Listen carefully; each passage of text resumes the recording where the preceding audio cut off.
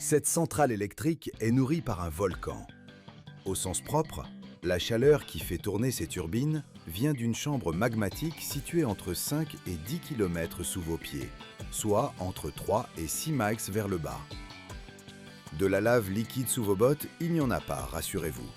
Mais la roche, là en dessous, est chauffée à un point tel que l'eau piégée dans les fissures se met à bouillir bien avant d'approcher la surface. Et quelqu'un a regardé cette terre qui crache de la vapeur par chaque fente et a décidé d'y monter une affaire. Juste sur le couvercle d'une marmite en ébullition, une centrale géothermique transforme la chaleur du sous-sol en électricité propre. Et le prix de ce petit plaisir pousse les investisseurs à avaler des calmants à la louche. Pourquoi n'existe-t-il dans le monde entier que quelques dizaines de grandes centrales géothermiques? Parce que c'est un jeu aux enjeux délirants. Vous forez un trou dans de la roche portée au rouge, et si la pression du puits vous échappe, la tête de puits part avec tout l'équipement, et la facture se compte en centaines de millions. L'humanité dépense des milliards à chercher de nouvelles sources d'énergie. Mais quand il s'agit de forer de la roche volcanique, la plupart préfèrent passer leur tour. Trop de chaleur, trop de gaz toxiques. C'est une industrie rare, dangereuse et éreintante, où chaque geste est surveillé par des ordinateurs et où les ouvriers marchent sur un sol qui respire le souffle.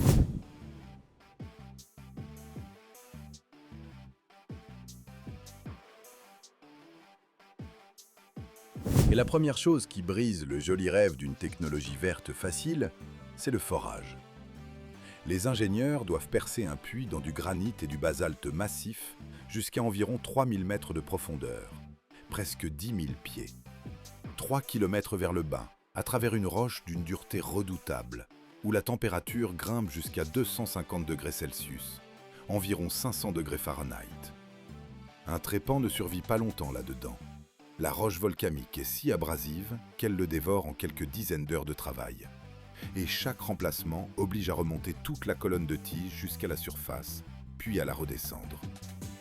2 jours de manœuvre pour une seule pièce.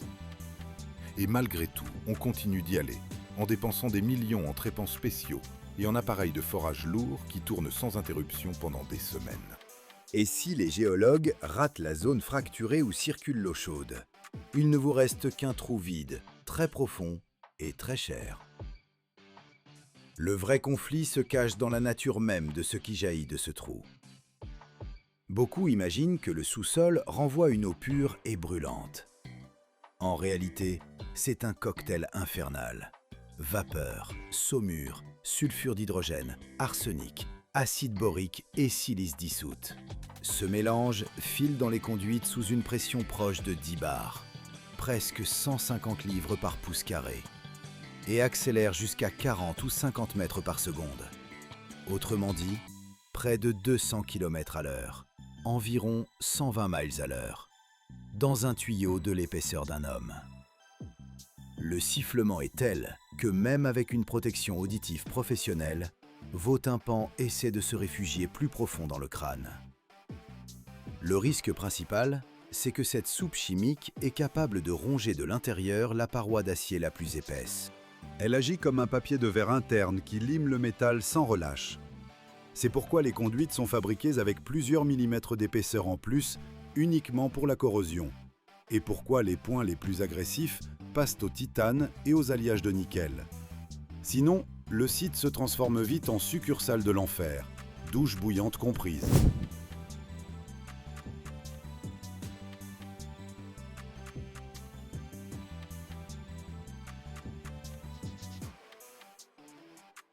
Vient maintenant la pièce maîtresse, le séparateur de vapeur. Ce sont d'énormes cylindres d'acier, chacun d'une dizaine de mètres de haut, plus de 30 pieds, alignés en rangée à ciel ouvert. Leur mission? Séparer la vapeur sèche de l'eau sale et brûlante. Le principe est d'une simplicité totale, la force centrifuge. Le mélange venu des profondeurs entre dans le cylindre de façon tangentielle et se met à tourner en une spirale démente. Les grosses gouttes de saumure, avec toute leur chimie, sont plaquées contre les parois et coulent vers le bas, tandis que la vapeur sèche monte vers le sommet. En 1 heure, des centaines de tonnes de fluide géothermique traversent ces thermogéants. des centaines de milliers de livres chaque heure, sans pause, pendant des années. Et c'est là le moment critique. Si une grosse goutte d'eau atteint la turbine, elle arrive comme une charge de plomb et commence à arracher les aubes qui tournent à une vitesse folle. Ensuite, la vapeur sèche et propre file par des conduites massives et isolées jusqu'à la salle des machines. Là se trouve la turbine géothermique, un rotor de plusieurs dizaines de tonnes qui monte à 3000 tours par minute. 50 tours par seconde, quelque chose que l'œil humain ne peut tout simplement pas suivre. La pression de la vapeur pousse des milliers de petites aubes et force le générateur à sortir des mégawatts d'électricité propre. La vibration y est telle que le plancher de béton de 2 mètres d'épaisseur, environ 6 pieds et demi, tremble très nettement sous vos bottes. L'échelle impressionne. Une grande centrale peut éclairer une ville entière de 100 000 habitants. Et tout cela avec un combustible que personne ne paie. Une chaleur que la planète accumule dans ses entrailles depuis des milliards d'années.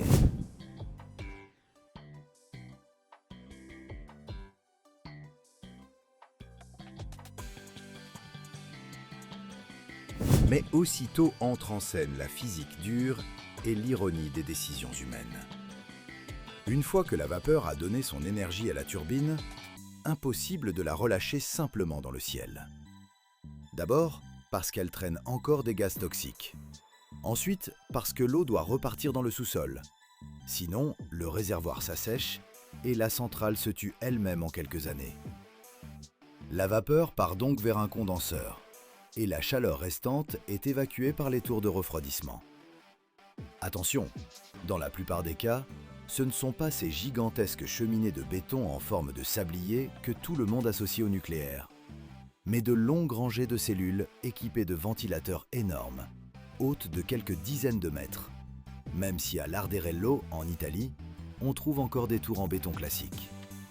À l'intérieur tombe une pluie tropicale artificielle. L'eau chaude est brisée en gouttes et refroidie par un courant d'air à contresens. Une partie s'évapore et dessine ses nuages blancs au-dessus du site, tandis que la saumure des séparateurs est récupérée et renvoyée dans les profondeurs par des puits de réinjection. Un cycle sans fin. On prend la chaleur, on rend l'eau. Et c'est là que ça devient franchement inconfortable. Injecter de l'eau sous pression dans une roche brûlante et fracturée réveille les failles. L'histoire la plus célèbre s'est jouée à Bâle, en Suisse, le 8 décembre 2006, quelques jours après le début de l'injection à 5 km de profondeur, un peu plus de 3 miles, la ville a été secouée par une magnitude 3,4. Aucun immeuble effondré, mais les assureurs ont traité près de 2700 déclarations pour des fissures dans les murs, et le projet a été définitivement enterré en 2009. À Pohang, en Corée du Sud, en 2017, ce fut bien pire. La secousse a atteint la magnitude 5,4, avec des blessés et des maisons détruites. Voilà pourquoi exploiter une centrale géothermique, c'est marcher sur le fil du rasoir. La pression doit être suffisante pour produire de la vapeur, mais jamais assez forte pour réveiller une faille. Seule une surveillance quasi fanatique des capteurs sismiques évite la fermeture.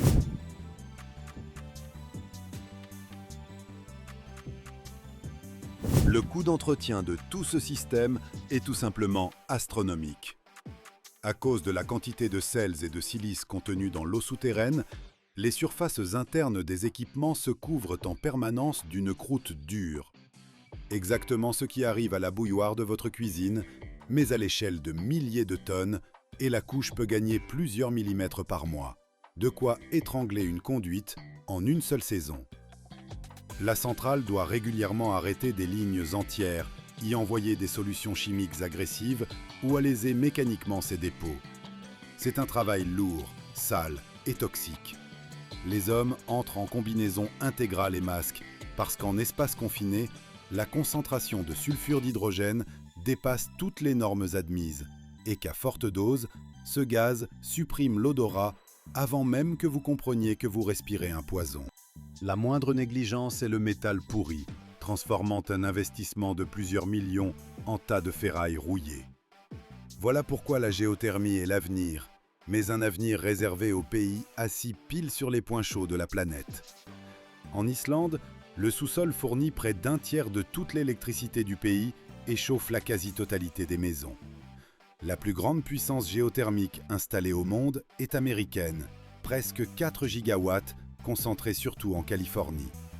Viennent ensuite l'Indonésie, les Philippines, la Turquie et la Nouvelle-Zélande. Vouloir bâtir une telle centrale là où il n'y a aucune activité volcanique récente, c'est chercher de l'eau dans le désert avec une passoire. C'est un club très fermé de l'industrie lourde, où des ingénieurs ont appris à traire la fureur de la planète pour que vous puissiez recharger votre téléphone et allumer la climatisation un jour de canicule. C'est compliqué, c'est follement cher, et cela maintient des centaines de spécialistes sous tension permanente. Mais quand vous voyez une vapeur souterraine que personne ne peut faire tourner un rotor de plusieurs dizaines de tonnes sans un gramme de charbon ni de fioul, vous comprenez très bien à quoi sert tout ce risque.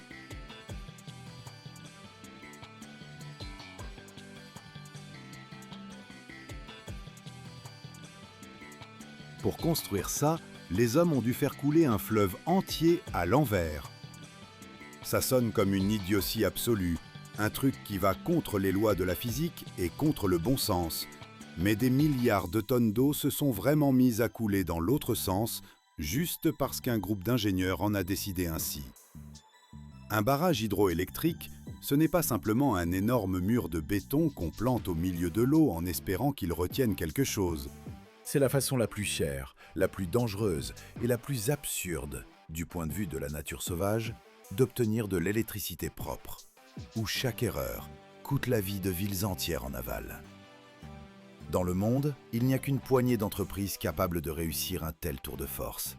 Parce que si tu te trompes, ne serait-ce que d'1 centimètre dans le calcul de la pression de l'eau, cette masse gigantesque explose tout simplement sous le poids du fleuve et emporte tout sur des centaines de kilomètres à la ronde.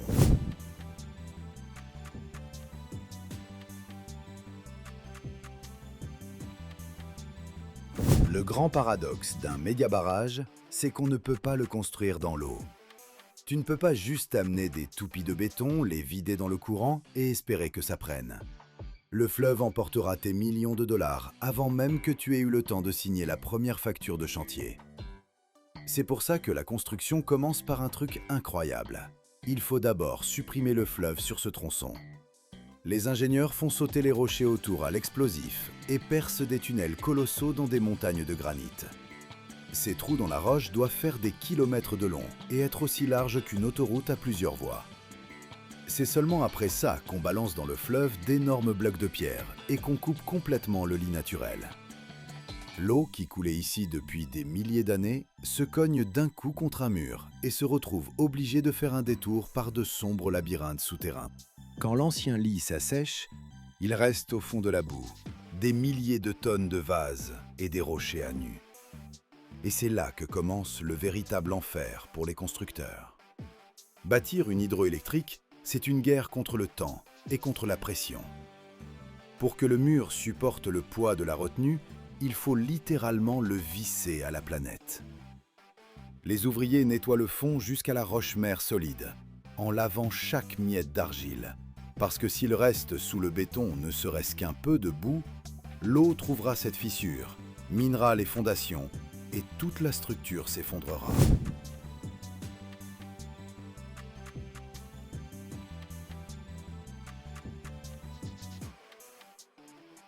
Le volume de béton qu'on coule dans ces ouvrages est difficile à concevoir. On parle de dizaines de millions de mètres cubes. Si tu mettais tout ce béton bout à bout en une seule ligne, tu pourrais construire une route qui fait le tour de l'équateur. Mais ici surgit une autre idiotie d'ingénierie contre laquelle il faut lutter. Quand le béton prend en si grande quantité, il dégage une quantité de chaleur monstrueuse. La réaction chimique à l'intérieur du mur est si puissante que le béton peut chauffer jusqu'à 70 degrés Celsius, presque 160 degrés Fahrenheit. Si tu le laissais refroidir tout seul, il se fissurerait de l'intérieur sous son propre poids et se transformerait en sable avant même qu'on y laisse entrer l'eau. Pour que le barrage géant ne se brûle pas lui-même, on lui monte à l'intérieur des milliers de kilomètres de tuyaux dans lesquels on fait circuler de l'eau glacée 24 heures sur 24. En pratique, les constructeurs dressent un frigo géant de la taille d'un gratte-ciel au milieu de ce qui était un fleuve. Les gens passent des années et des milliards de dollars sur ce mur, dans un seul but: forcer l'eau à tomber d'une grande hauteur en un point précis. À l'intérieur de cette montagne de béton se cache le cœur de la centrale, les salles des machines où trônent des turbines gigantesques. Ces engins pèsent chacun comme plusieurs avions de ligne, et leurs pales sont fabriquées dans des usines spéciales qui, dans le monde, se comptent sur les doigts d'une main. Tu ne peux pas commander une pièce pareille dans une fonderie ordinaire. L'équilibrage doit être digne d'un horloger, parce que quand des millions de litres d'eau sous une pression folle frappent les pales, la moindre vibration déchiquetterait le rotor en métal, et il partirait à travers le mur de béton comme une balle de pistolet.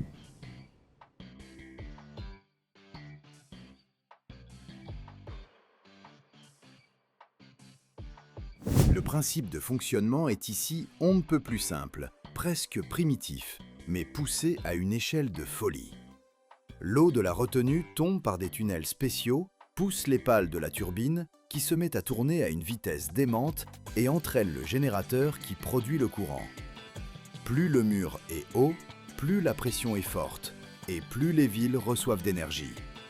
Mais pour ce courant soi-disant gratuit, il faut payer un prix énorme.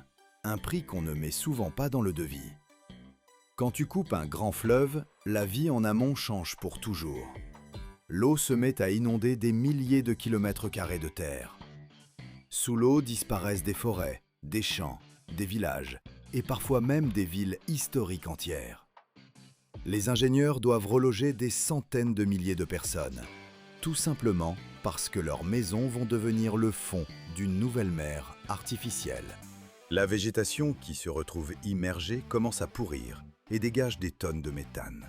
Si bien que pendant les premières années, le côté écologique de cette énergie reste très discutable. Et le fleuve lui-même, en aval, perd le limon naturel qui fertilisait autrefois les berges et commence à ronger son propre lit, en essayant de compenser le poids qu'on lui a enlevé.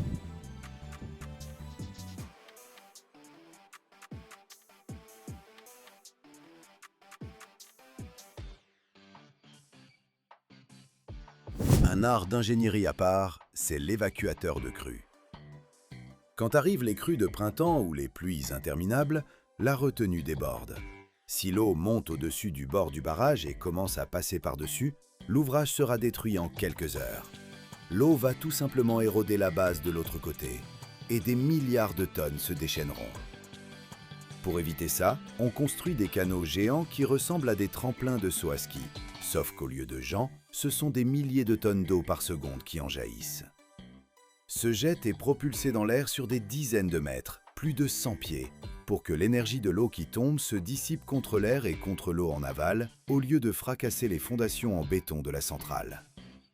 Un tel spectacle fait une peur sauvage, parce que tu comprends quelle force destructrice les hommes essaient de garder sous clé avec du simple ciment et du fer. Ériger un ouvrage pareil est toujours un risque financier colossal. La construction dure des décennies, et pendant ce temps, l'économie du pays peut s'effondrer plusieurs fois. Les entreprises voleront la moitié du budget et les écologistes noieront les tribunaux sous les recours. Seuls les projets supranationaux ou les États les plus riches peuvent se permettre de mener une telle construction jusqu'au bout. Et chacune de ces masses devient une cible potentielle en cas de conflit militaire, car détruire un grand barrage hydroélectrique est une catastrophe à l'échelle planétaire, capable d'anéantir en un instant l'industrie et la vie de toute une région.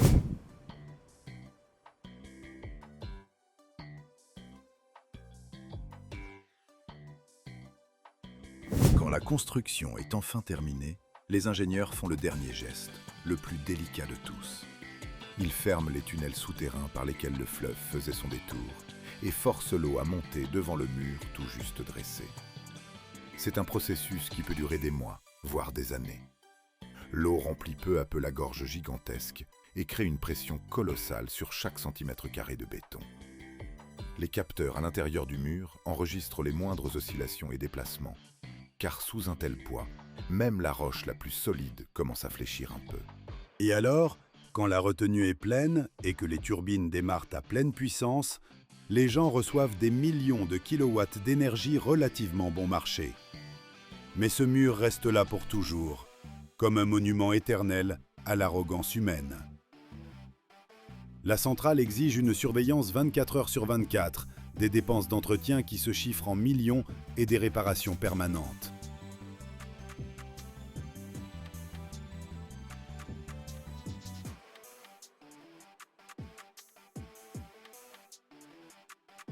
Minerai banal ou carburant du futur? Aujourd'hui, nous allons suivre le parcours qui transforme d'austères pierres grises en une source d'énergie capable d'alimenter des mégalopoles entières pendant des années. Bonjour à tous.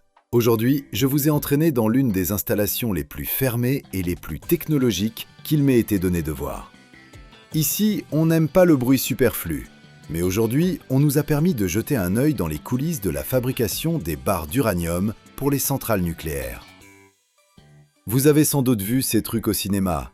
Là-bas, ils brillent généralement d'un vert éclatant et vrombissent. Mais dans la réalité, tout est bien plus complexe, plus propre et, franchement, bien plus fascinant. Prêt à découvrir comment l'homme domestique l'atome à l'aide de centrifugeuses géantes et de fours en céramique? Alors c'est parti!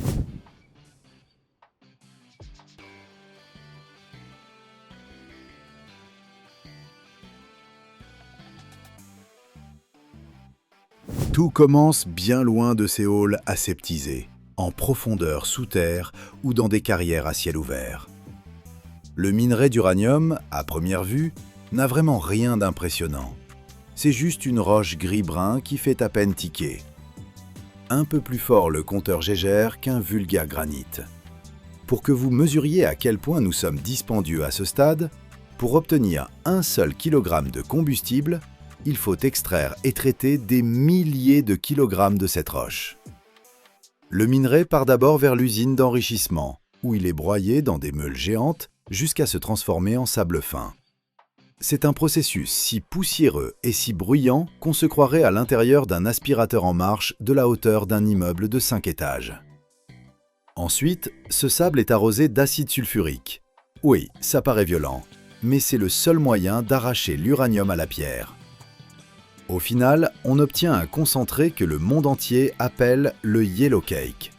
C'est une poudre d'un jaune éclatant qui évoque soit du curry, soit de la peinture pour enfants. Mais je vous déconseille vivement d'y goûter. Dans cette poudre, l'uranium est déjà présent en quantité. Mais pour le réacteur, il reste aussi utile que du bois mouillé pour un feu de camp.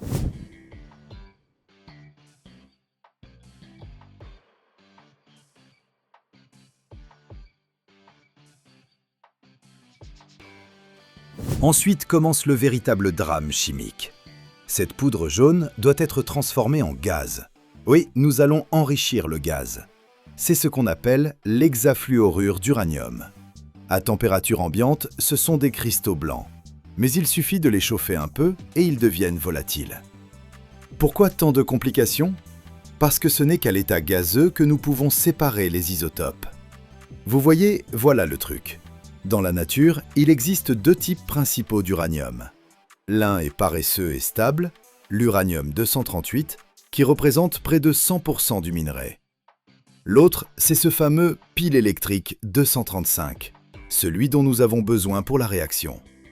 Mais il ne représente que 0,7% du métal naturel. C'est comme essayer de trouver un seul raisin sec sucré dans un sac de pois sec. Pour que le réacteur fonctionne, il faut augmenter la concentration de ce raisin sec au moins jusqu'à 4 ou 5%.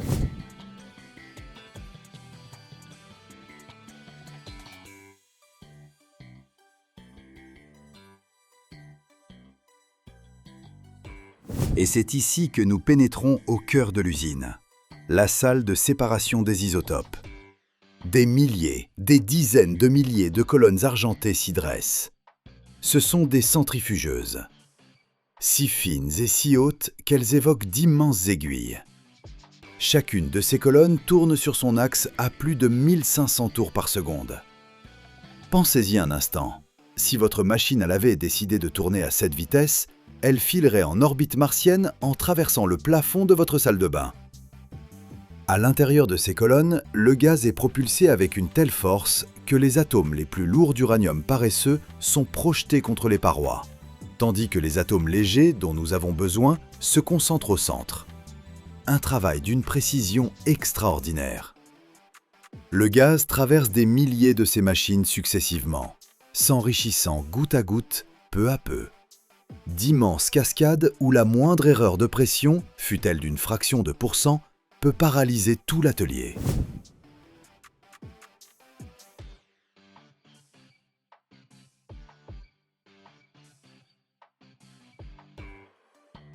Une fois obtenu le gaz contenant la proportion d'uranium utile recherchée, il faut le reconvertir à l'état solide.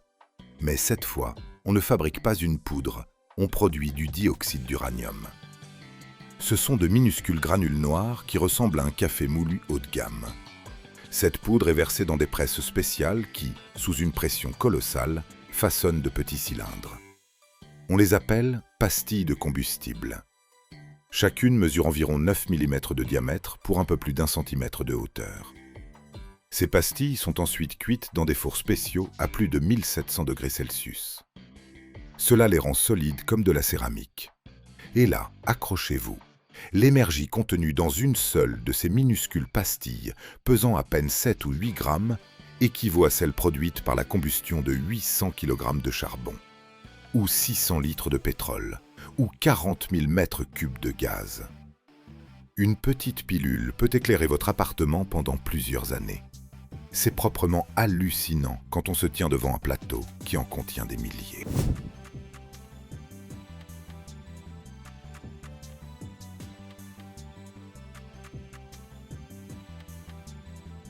Mais on ne peut pas simplement jeter les pastilles dans le réacteur. Ce serait la catastrophe assurée, pas de l'énergie. Il faut d'abord les conditionner. Pour cela, on utilise de longs tubes en zirconium. Ce métal particulier laisse presque librement passer les neutrons dans tous les sens, tout en étant incroyablement résistant et insensible à la corrosion dans l'eau bouillante. Chaque tube mesure 4 mètres de long. On y insère environ 300 pastilles. Puis on place en haut un ressort puissant pour éviter qu'elles ne bougent, et on soude le couvercle au laser. Cela s'appelle désormais un crayon combustible, un élément générateur de chaleur. Chaque barre est contrôlée avec une rigueur digne d'une pièce destinée à un vaisseau spatial en route vers Alpha du Centaure. On la lave dans des bains spéciaux, on la radiographie aux rayons X et on la teste aux ultrasons pour détecter la moindre microfissure. Si l'on trouve ne serait-ce qu'un défaut infime, direction le rebut.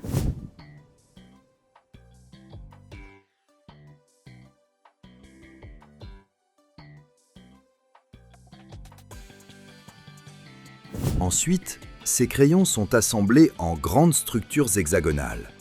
On les appelle des cassettes ou assemblages combustibles. Une seule de ces structures peut contenir plus de 300 crayons, et tout cet ensemble pèse plus de 700 kg. C'est le produit final. Une telle cassette coûte autant qu'une voiture de luxe très onéreuse, voire davantage. Mais elle fonctionnera aussi beaucoup plus longtemps.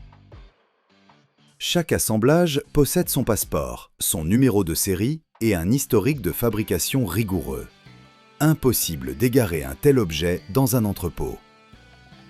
Lorsque ces cassettes arrivent enfin dans le réacteur, le véritable spectacle de la fission atomique commence.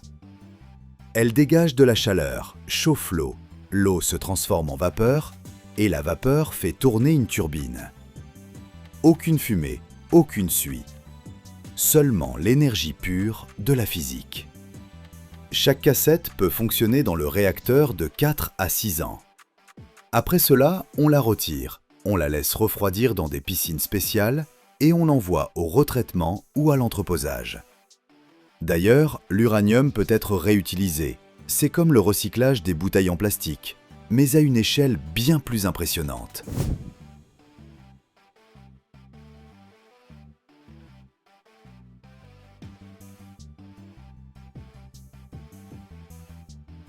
Quand on sort d'une telle usine, on se sent un peu différent. On comprend que derrière chaque bouilloire allumé ou téléphone chargé, se cache ce travail colossal de milliers de personnes qui ont appris à trier les atomes et à en faire des gâteaux énergétiques. C'est le chemin d'une simple pierre grise vers l'énergie pure qui maintient notre monde à flot. C'était bruyant, brûlant et stérile à la fois. J'espère que cette incursion dans l'univers des technologies nucléaires vous a plu. Prenez soin de vous et n'oubliez pas d'éteindre la lumière, même si elle provient d'une pastille aussi formidable.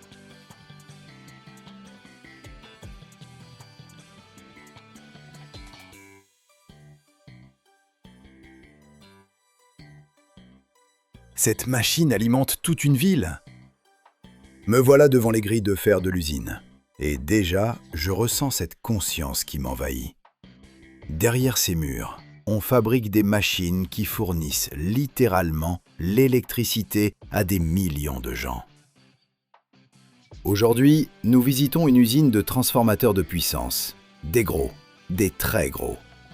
Le genre dont un seul exemplaire pèse autant que 300 voitures ordinaires. Pas mal, n'est-ce pas? Et bon sang, j'ai déjà hâte d'entrer. Vous êtes prêts à découvrir ce nouveau monde avec moi? Alors allons-y, on nous attend.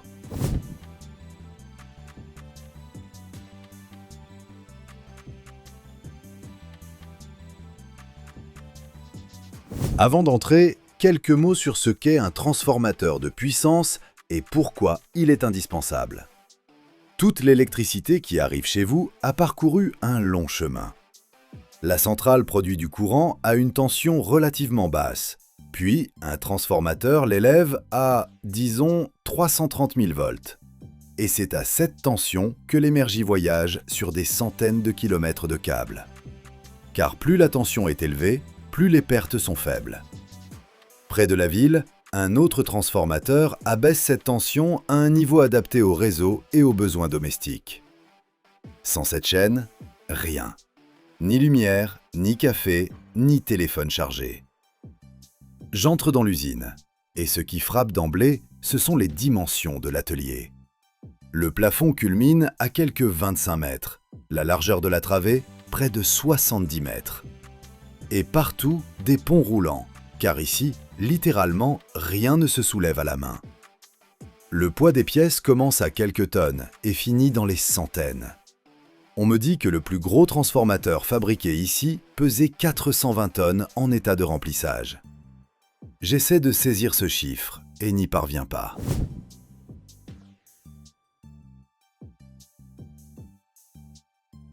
Tout commence par le circuit magnétique. C'est le cœur du transformateur. On le fabrique en acier spécial laminé à froid à structure granulaire orientée. L'épaisseur d'une tôle, de 0,27 à 0,35 mm. C'est 5 à 6 fois plus fin qu'un cheveu humain.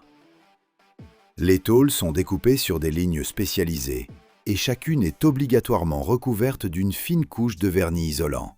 Sinon, des courants de Foucault se forment entre les plaques et toute la structure chauffe, transformant l'énergie électrique en chaleur au lieu de la transmettre.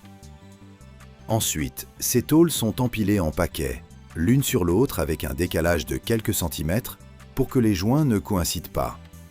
Cette technique s'appelle le recouvrement oblique et elle réduit considérablement les pertes dans l'acier. Cela ressemble à un assemblage de puzzles très méthodique et monotone. Si ce puzzle pesait plusieurs tonnes et nécessitait une précision au dixième de millimètre. Les ouvriers à ce stade portent des gants, non seulement pour des raisons de sécurité, mais aussi pour ne laisser aucune trace de graisse sur la surface, car cela affecte les propriétés magnétiques. Un détail qui compte.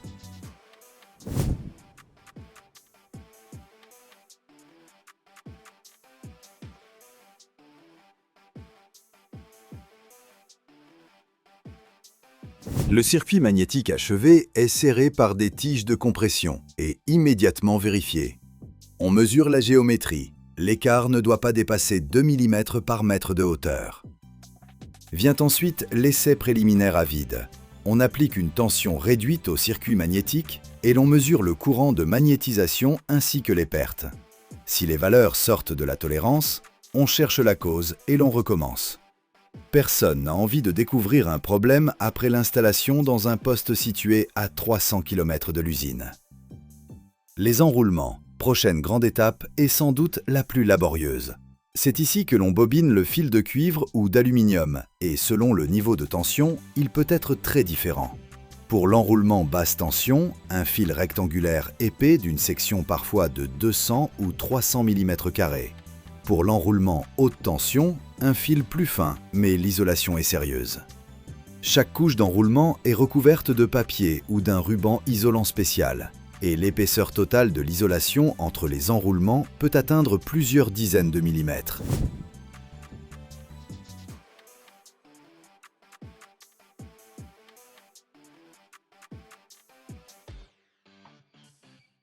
Les enroulements sont bobinés sur des machines horizontales à commande numérique. La machine maintient la tension du fil programmée, compte les spires, respecte l'angle de pose. Mais aux étapes finales, il y a toujours un opérateur à proximité. Il vérifie la disposition de chaque couche. Car la moindre bulle d'air ou pli dans le papier constitue un point de claquage évident lors des essais. Et un claquage sous 220 000 volts, ce n'est beau que de loin et en vidéo. Une fois les enroulements terminés, on les enfile sur les noyaux magnétiques et on les fixe avec des pièces d'écartement. L'élément actif assemblé, le circuit magnétique avec les enroulements, est chargé dans un four spécial de séchage. La température y atteint environ 110 degrés Celsius. La durée de séchage varie de 40 à 80 heures selon la taille du transformateur. L'objectif ? Éliminer toute l'humidité de l'isolation en papier, car l'humidité réduit drastiquement la tension de claquage et accélère le vieillissement. Après le four, l'humidité du papier doit être inférieure à 0,5%. On vérifie cela en mesurant la résistance d'isolement et la tangente de l'angle de perte diélectrique. Deux valeurs qui en disent plus aux spécialistes sur l'état de l'isolation que n'importe quel examen visuel.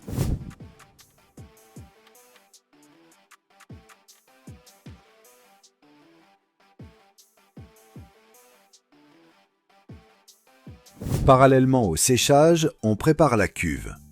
La cuve, c'est le corps du transformateur, et ce n'est pas non plus une simple boîte en fer. Les parois sont soudées à partir de tôles d'une épaisseur de 10 à 25 mm, renforcées par des nervures de rigidité, auxquelles on soude des radiateurs de refroidissement. Un grand transformateur peut comporter 8 à 10 panneaux de radiateurs de plusieurs mètres de haut chacun. Et toute cette construction doit résister au vide et à la pression de l'huile sans la moindre fuite. Avant l'assemblage, la cuve est obligatoirement sablée et peinte à l'intérieur, car toute trace de rouille dans l'huile compromet la longévité de l'ensemble.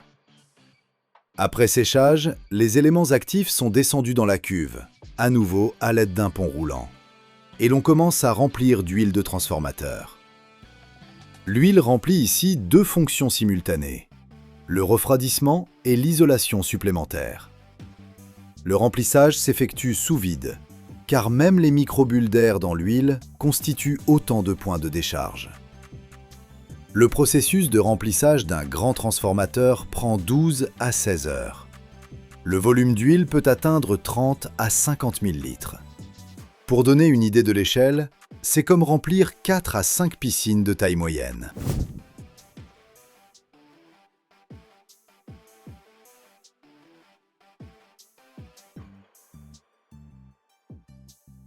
Et voilà enfin, les essais. C'est ma partie préférée, car c'est là que tout devient véritablement effrayant et captivant à la fois. Le transformateur est transporté dans un laboratoire blindé spécial, une vaste pièce en cage de Faraday. Et les vérifications commencent. On mesure d'abord les coefficients de transformation, la résistance des enroulements, le courant à vide. Puis viennent les essais à tension élevée. On applique sur l'enroulement une tension plusieurs fois supérieure à la tension nominale. Pour un transformateur de classe 220 kV, la tension d'essai peut atteindre 4 à 500 kV. S'il tient 1 minute sans claquage, c'est bon. S'il ne tient pas, on repart de zéro. Et vous, revenez à la vidéo et abonnez-vous. Mais le plus spectaculaire, c'est l'essai au choc de foudre. Un générateur spécial crée une impulsion de tension qui imite un coup de foudre. Montée de la tension en 1 à 2 microsecondes, puis décroissance progressive. L'amplitude va de 500 à 1500 kV selon la classe du transformateur. Tout cela se produit en quelques microsecondes. Il n'y a pas grand-chose à photographier. Un éclair, un claquement, et l'oscilloscope enregistre le résultat. Si la forme de l'impulsion, après le transformateur, diffère de l'étalon, une décharge s'est produite à l'intérieur. Alors commence un véritable travail de détective. Où et quoi? Parfois, il faut 1 an pour trouver la réponse. Parfois, on doit démonter une partie de la structure.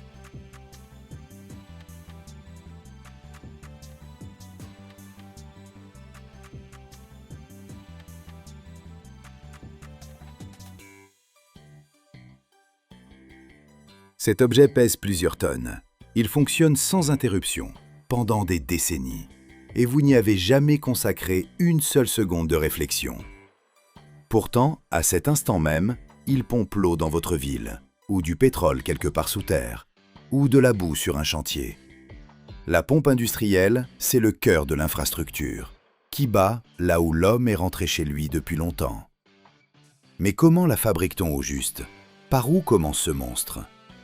La réponse se trouve là où on ne l'imaginerait pas, dans un entrepôt crasseux, avec des montagnes de ferraille rouillées. Et le chemin de cette ferraille jusqu'à la pompe achevée, c'est toute une épopée de feu, de milliers de degrés et de précision au centième de millimètre près. Ne partez pas, il y a un moment que vous n'allez vraiment pas voir venir.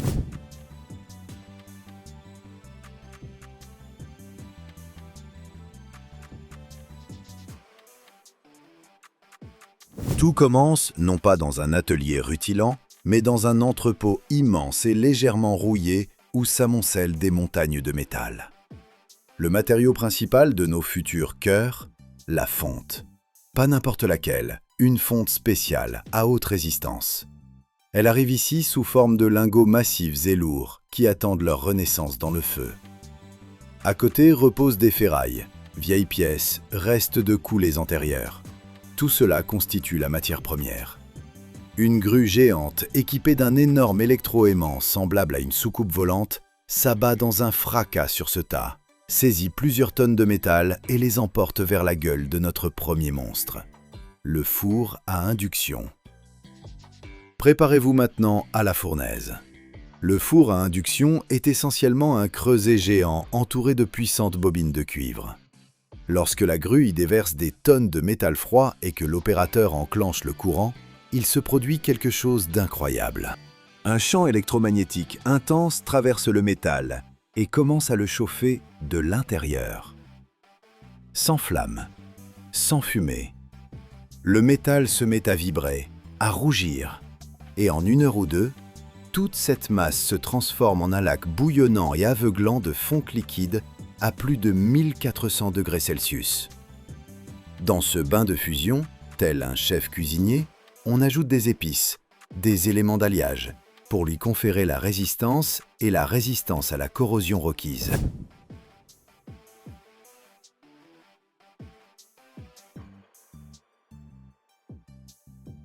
Pendant que le métal fond, dans une autre partie de l'atelier appelée salle de moulage, un véritable art prend forme.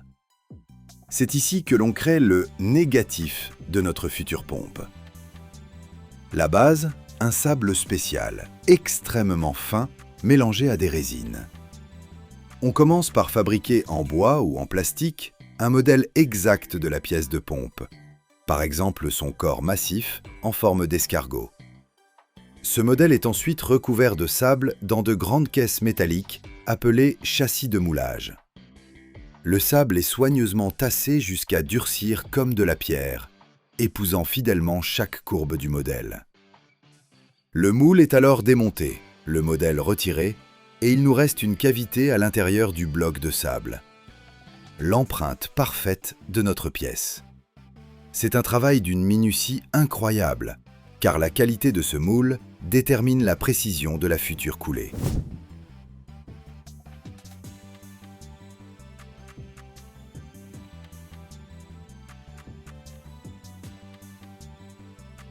Et voilà l'instant culminant.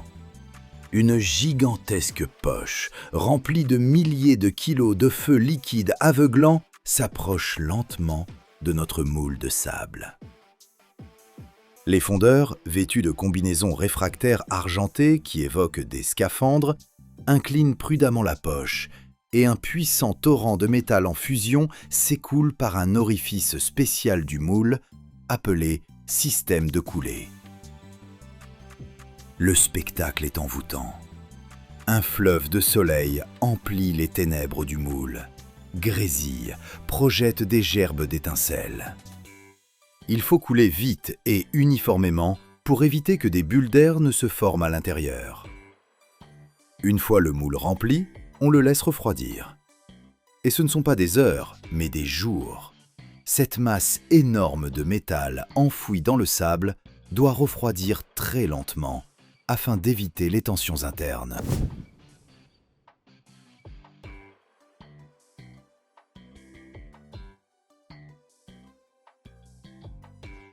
Quelques jours plus tard, lorsque tout a refroidi, vient le moment de la naissance. Dans un fracas de tonnerre et des nuages de poussière, on brise le moule de sable et notre pièce voit le jour. Noire, rugueuse, recouverte d'une couche de sable durci et de calamine. Elle n'est pas encore belle, hérissée de restes de métal provenant des canaux de coulée. Ce n'est qu'une ébauche pesant plusieurs tonnes. On l'envoie d'abord dans une chambre de grenaillage, où elle est bombardée de tous côtés par des millions de minuscules billes d'acier qui décapent toute la crasse et lui confèrent une surface propre et mate. Puis les ouvriers, armés de torches à plasma et de meuleuses, découpent tout le superflu. Notre pièce moulée, désormais propre mais encore imprécise, pénètre alors dans le royaume de la précision, l'atelier d'usinage. Ici règnent de gigantesques machines à commande numérique. Une grue immense dépose notre corps de pompe sur la table d'une fraiseuse grande comme une pièce. Et la machine s'éveille. Une énorme fraise tournant à vitesse folle entame sa danse. Dans un sifflement et un grincement, elle enlève couche après couche, millimètre après millimètre, transformant la surface grossière en une perfection lisse.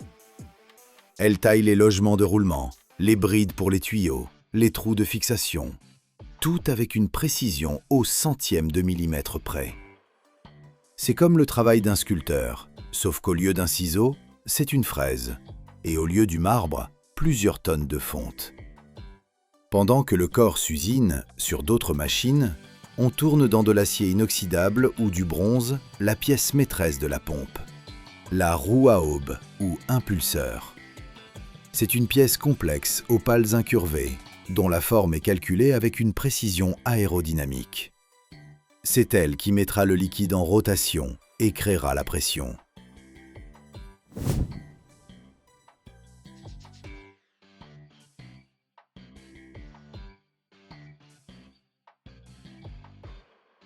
Lorsque toutes les pièces sont fabriquées et ont passé un contrôle qualité rigoureux, commence l'étape finale, l'assemblage. Ce n'est plus un atelier bruyant, mais une zone propre et lumineuse, qui ressemble à une salle d'opération. Des monteurs chevronnés, tels des chirurgiens, commencent à assembler notre géant. Dans le corps massif, ils installent l'arbre, y montent des roulements de la taille d'une assiette, fixent la roue de travail, posent les joints d'étanchéité qui empêcheront le liquide de s'infiltrer. Chaque boulon est serré avec une clé dynamométrique spéciale, selon un couple de serrage précisément défini. Après l'assemblage, chaque pompe est envoyée sur un banc d'essai. C'est son examen de sortie. On la raccorde aux canalisations, on la remplit d'eau et on la met en marche.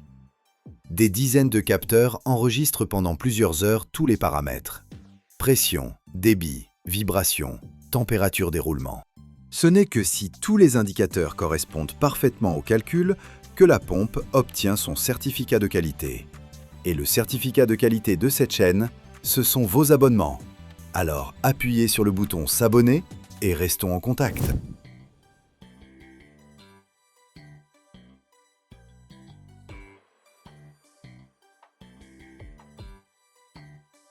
Et la touche finale, la peinture.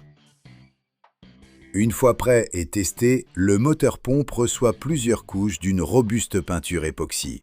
généralement d'un bleu vif ou d'un rouge éclatant. Ce n'est pas une question d'esthétique, c'est une carapace épaisse et fiable qui le protégera de la corrosion pendant des décennies. Et voilà qu'après ce long et complexe parcours, depuis le métal en fusion dans le four jusqu'à cette dernière couche de peinture, naît ce cœur d'acier. Il est prêt à rejoindre son poste de travail pour pomper, en silence et à l'abri des regards, pendant des années sans interruption, l'eau, le pétrole ou les boues. Discret, mais absolument irremplaçable dans notre monde moderne.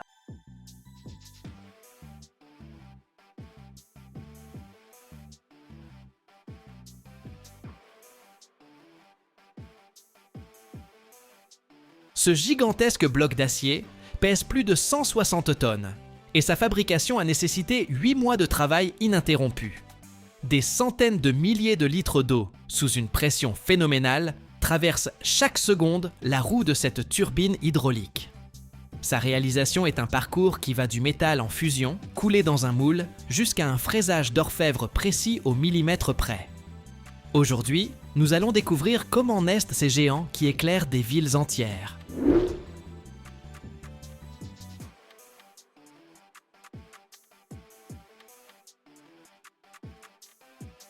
Tout commence dans la fonderie, un lieu qui évoque davantage la forge des dieux.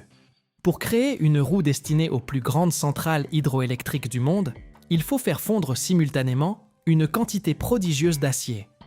Il ne s'agit pas d'un acier ordinaire, c'est un alliage inoxydable spécial à haute teneur en chrome et en nickel, capable de résister pendant des décennies à la cavitation et à la corrosion.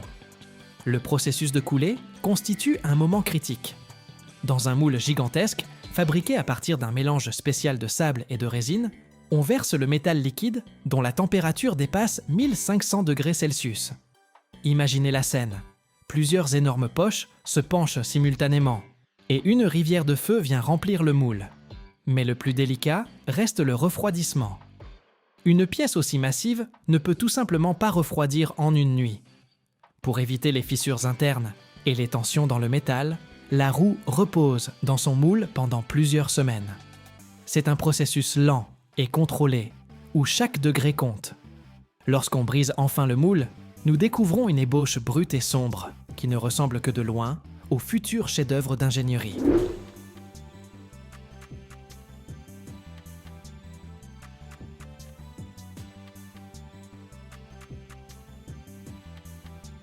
Ce bloc brut de 170 tonnes est maintenant transporté vers l'atelier d'usinage mécanique. Ici, l'attendent de gigantesques tours fraiseuses verticales. Imaginez une machine haute comme un immeuble de 3 étages, où la pièce tourne lentement, tandis que des outils de coupe surpuissants retirent centimètre par centimètre le métal superflu. À ce stade, la roue perd jusqu'à 30% de son poids initial. Ce sont des tonnes de copeaux d'acier qui tombent au sol. Mais la principale difficulté réside dans la forme des aubes. Une aube de turbine hydraulique présente une surface complexe à courbure variable, calculée par des supercalculateurs pour une hydrodynamique parfaite. Le fraisage d'une seule de ces aubes peut durer plusieurs semaines en continu. La précision ici est stupéfiante. Pour une pièce de 8 mètres de diamètre, l'écart ne peut excéder des fractions de millimètres. Si la forme est ne serait-ce que légèrement altérée, l'eau commencera à détruire le métal par cavitation. Des micro-explosions de bulles d'air capables de ronger l'acier comme du papier.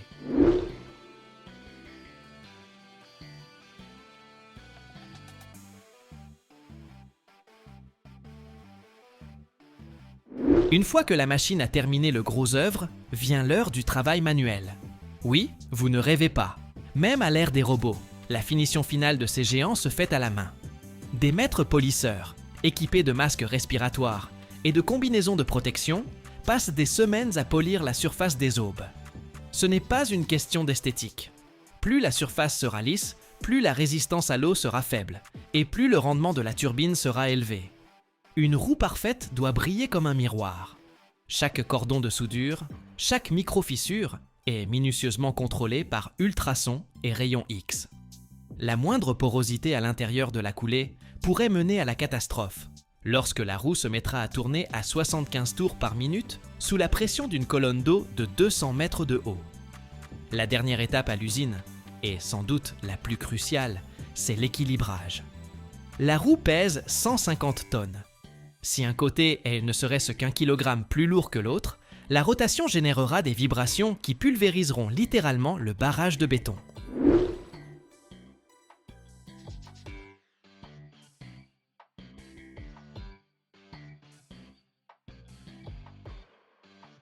La roue est installée sur un banc spécial, où l'on vérifie son centre de gravité. C'est un travail d'une finesse inouïe.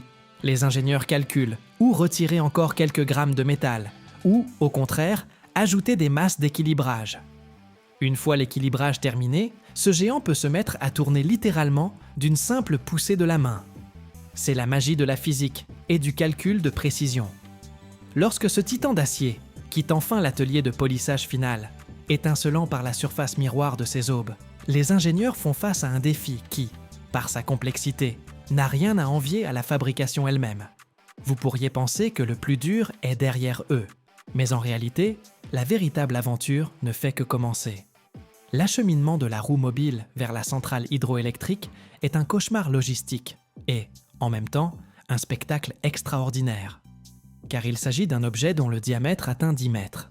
C'est la hauteur d'un immeuble de 3 étages, couché sur le côté.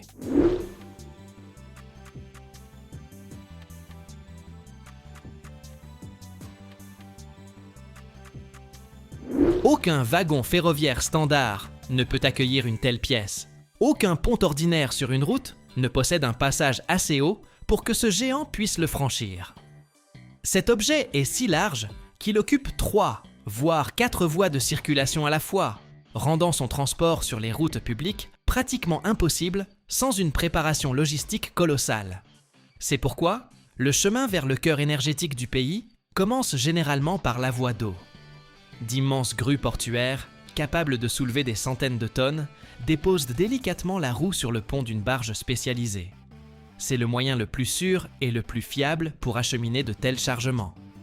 La barge progresse lentement sur les artères fluviales, franchissant écluses et grandes villes. Mais le fleuve ne peut conduire la pièce jusqu'au seuil de la salle des machines. À un certain point, sur un quai provisoire, le colosse d'acier doit regagner la terre ferme.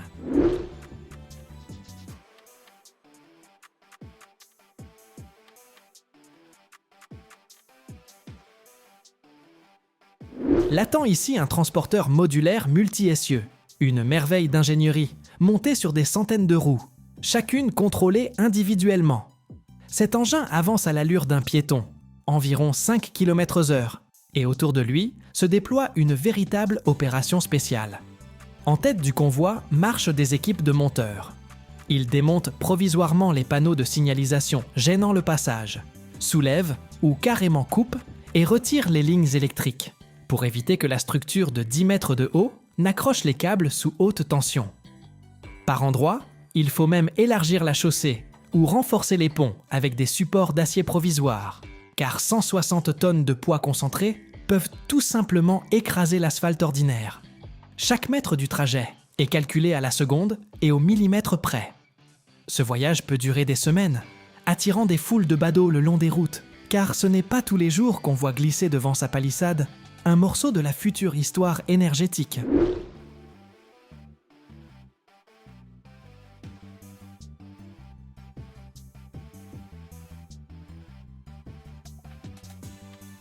Et nous voici enfin ici, au cœur même de la centrale hydroélectrique. La salle des machines nous accueille par un grondement qui fait vibrer l'air dans nos poumons. Dans le sol de la salle béant de profonds puits de béton, ce sont les puits des futurs groupes turbo-alternateurs. Vos yeux et les miens comptent parmi les derniers à voir cette roue à la lumière du jour. À l'aide d'un puissant pont roulant, elle descend lentement dans les profondeurs obscures du puits. Là, au fond, elle sera raccordée à l'arbre massif du générateur. C'est un assemblage de haute précision, où la marge d'erreur ne peut excéder l'épaisseur d'un cheveu humain. Une fois le montage achevé et tous les vannes fermés, on laissera l'eau envahir le puits. Un torrent déchaîné, tombant d'une hauteur de plus de 200 mètres, s'abattra sur ces aubes que nous avons si soigneusement polies. Et moi, je peaufine le contenu en espérant vos abonnements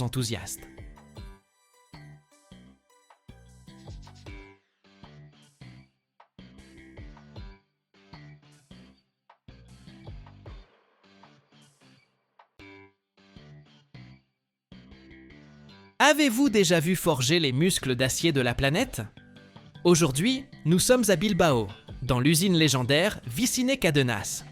Ici, le métal n'est pas dompté par des marteaux, mais par une pression colossale et du courant électrique. Dans ces ateliers naissent des chaînes destinées aux plateformes pétrolières du golfe du Mexique et aux éoliennes géantes flottant en plein océan. Un seul maillon pèse autant qu'une voiture entière.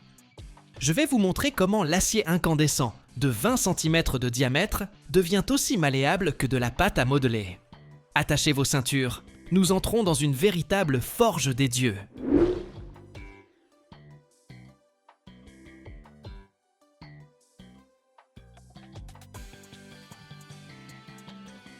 Cette barre d'acier évoque davantage le tronc d'un arbre centenaire qu'une armature ordinaire. Dans l'usine Vicine Cadenas de Bilbao, tout commence par ce monstre. Un cylindre plein en acier spécial, hautement taillé, dont le diamètre dépasse 20 cm. Pour mieux vous représenter l'échelle, cette tige d'acier est plus épaisse que la cuisse d'un athlète professionnel. Ce n'est pas simplement du fer, c'est un concentré de résistance, conçu pour survivre des décennies dans l'environnement salin agressif de l'océan, sous une pression de milliers de tonnes. Le processus de transformation de ce géant froid et intraitable en maillon de chaîne débute par un choc thermique. La barre entre dans un four à induction, et là, la physique prend le dessus. Il ne s'agit pas d'un feu ordinaire, ni d'une chambre à gaz. Ici, ce sont des champs magnétiques d'une puissance inouïe qui opèrent. Le courant électrique traverse le métal, excitant ses atomes jusqu'à un état de véritable frénésie. En quelques minutes à peine, l'acier gris et froid commence à se métamorphoser sous nos yeux.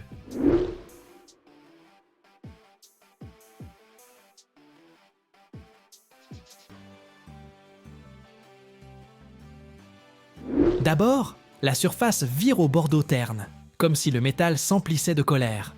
Mais la température continue de grimper vertigineusement, dépassant les 1000 degrés Celsius, et la barre s'embrase d'une couleur red hot, éclatante et intense. À ce moment précis, l'acier atteint son état plastique. Il irradie avec une telle intensité qu'il est difficile de le regarder sans lunettes de protection.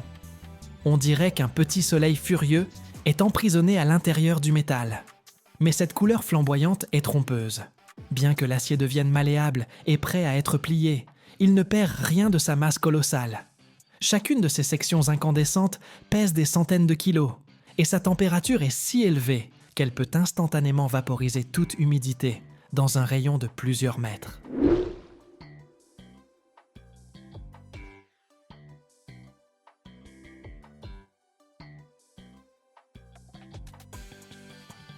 L'air ambiant tremble sous l'effet de la chaleur, créant un mirage comme dans le désert. C'est le moment de tension extrême. Le géant d'acier a déjà perdu sa dureté, mais n'a pas encore acquis sa forme définitive, figé dans l'attente de l'essentiel.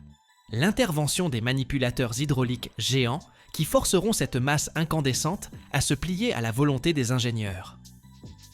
Quand cette barre d'acier chauffée à blanc sort du four, je recule instinctivement. Même à 10 mètres de distance, la chaleur est telle qu'on se croirait devant les portes ouvertes de l'enfer.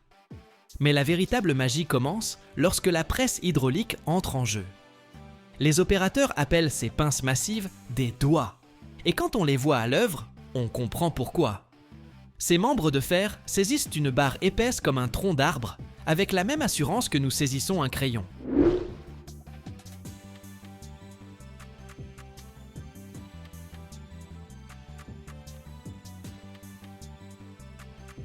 À cet instant, le cerveau refuse de croire ce que voient les yeux. Ce qui se passe ensuite défie toute mon expérience de vie. L'acier, qui il y a 1 minute était plus dur que la roche, commence à se plier sous la pression hydraulique, comme s'il ne s'agissait pas d'un alliage ultra résistant, mais d'un morceau de pâte à modeler pour enfants ou de cire chauffée. Je vois des mécanismes massifs enserrer la barre et, d'un mouvement fluide, presque gracieux, la replier en une boucle parfaite autour d'un noyau d'acier. Ce n'est pas de la force brute, c'est un véritable travail d'orfèvre à l'échelle des géants. Chaque degré de courbure, chaque millimètre d'expansion du métal est calculé par ordinateur en temps réel. Une seule contrainte microscopique, et des micro-fissures apparaissent à l'intérieur de l'acier, qui plus tard, quelque part au milieu d'une tempête dans l'Atlantique, pourrait coûter la vie à quelqu'un.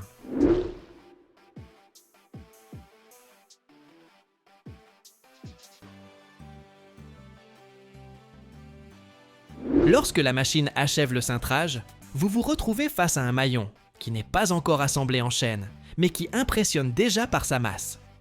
Il pèse autant qu'une voiture de tourisme moyenne, mais occupe 10 fois moins d'espace. Une concentration incroyable de poids en une seule forme. Tant qu'il rougeoie encore, je ressens cette responsabilité colossale, inscrite dans le métal. Ce n'est pas une simple pièce, c'est un futur élément d'un système d'ancrage qui maintiendra une plateforme pétrolière dans le golfe du Mexique.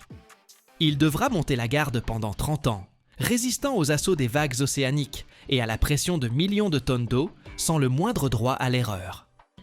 Assister à la naissance d'un tel titan, c'est une expérience qui vous fait prendre conscience de l'ampleur véritable des capacités humaines. Ensuite, les extrémités du maillon cintré se rapprochent. Un courant d'une puissance inouïe commence à passer entre elles. L'air s'ionise et le processus de soudage par étincelage débute.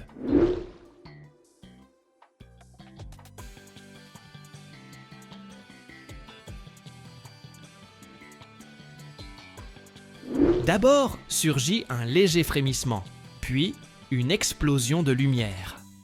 Une gerbe d'étincelles se disperse sur 10 mètres dans toutes les directions, illuminant l'atelier comme l'éclair d'une supernova. À cet instant, 2 bords de métal ne font plus qu'un au niveau moléculaire. Ce n'est pas simplement une soudure, c'est un monolithe. Lorsque les étincelles retombent, voilà devant vous un maillon achevé, qui vient de traverser le feu et l'électricité pour devenir indissociable. Et pour que nous restions indissociables, vous et moi, abonnez-vous à cette chaîne. En regardant cet acier incandescent refroidir, je me pose malgré moi la question. Pourquoi tout cela ? Pourquoi une telle précision inouïe, ces fours gigantesques et ces dépenses d'énergie pharaoniques pour un seul maillon ? La réponse réside dans le prix de l'erreur, qui en pleine mer se compte en milliards de dollars et en vies humaines. Les clients de Vicine Cadenas ne sont pas de simples compagnies maritimes. Ce sont des titans de l'énergie qui travaillent là où la nature montre son visage le plus impitoyable.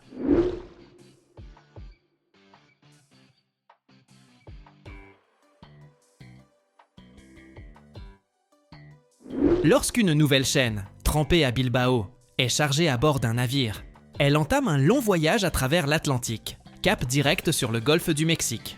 Là-bas, au milieu de l'immensité océanique, se dressent des plateformes pétrolières, dont chacune vaut plus qu'une petite ville.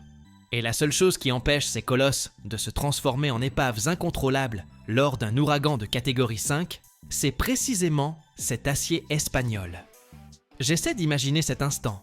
Le ciel vire au noir, les vagues s'élèvent à la hauteur d'un immeuble de 10 étages, et le vent tente d'arracher la plateforme de la surface de l'océan. À ce moment-là, quelque part dans les profondeurs marines, ces chaînes se tendent comme des cordes de violon. Elles encaissent le choc. Chaque maillon supporte le poids du monde entier, et si un seul d'entre eux venait à céder, ce serait le début d'une catastrophe écologique et financière aux proportions bibliques. Mais ce qui m'a le plus frappé, c'est la façon dont ces monstres d'acier deviennent partie intégrante d'un avenir vert.